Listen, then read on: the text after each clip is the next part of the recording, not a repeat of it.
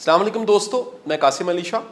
एक दफ़ा Warren Buffett के पास कोई शख्स गया और आप जानते हैं कि वॉरेन जो है वो दुनिया का अमीर तरीन इंसान शुमार होता है और इन्वेस्टमेंट की बर्ड उसमें गुरु माना जाता है। उसके जुमले, उसकी कोटेशंस उसको रेफरेंस के तौर पे कोट किया जाता है। और उस शख्स ने जाके कहा कि अगर किसी के पास बहुत थोड़े पैसे हों वो कहाँ इन्वेस्ट करे।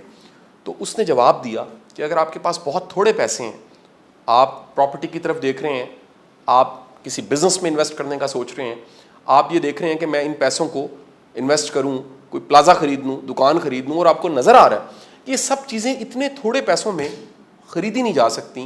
तो उसने कहा बेस्ट जगह जहां पर ये थोड़े पैसे इन्वेस्ट किए जा सकते हैं वो आपकी अपनी ज़ात है। और आपकी अपनी ज़ात का मतलब क्या है? आप उन पैसों को अपनी लर्निंग, अपनी कैपेसिटी बिल्डिंग पे कर सकते हैं। अगर आपके पास 2-4 हज़ार रुपये तो बहुत अच्छी ऑप्शन ये है कि आप कोई ऐसा कोर्स ज्वाइन कर लें, ऐसा कोई स्किल सीख लें जो 2-4 हज़ार रुपये में सीखा जा सकता है। और सीखने के बाद जो आपकी वैल्यू और वर्थ है वो बढ़ जाएगी और आप अर्न करना शुरू कर देंगे। अगर थोड़े पैसे हैं तो बेस्ट जगह इन्वेस्ट करने की अपनी ज़ात है, अपनी कैपेसिटी बिल्डिंग है। और आप आजमा के देखिएगा, आपका सोशल सर्कल बढ़ना शुरू होगा।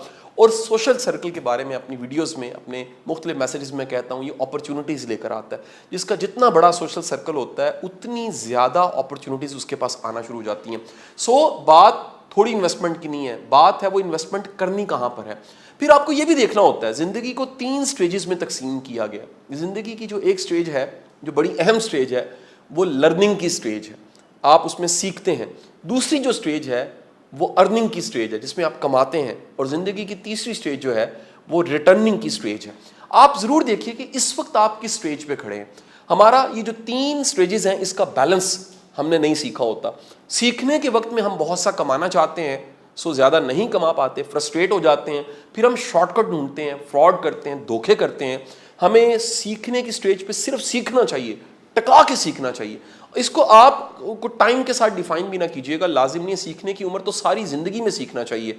दीन तो हमें सिखाता है कि आपने माँ की गोद से कब्र तक सीखना है, यानी पहले सांस से आखिरी सांस तक सीखना है। लेकिन एक ऐसी स्टेज है जिसमें आप ज़्यादा से ज़्यादा स्किल सीख सकते हैं, नॉलेज एक्वायर कर सकते हैं, अपनी कैपेसिटी बिल्ड कर सकते हैं, अपने आप को बेहतर इंसान बना सकते हैं, अपनी सोच को बदल सकते हैं, इंस्पिरेशंस को ढूंढ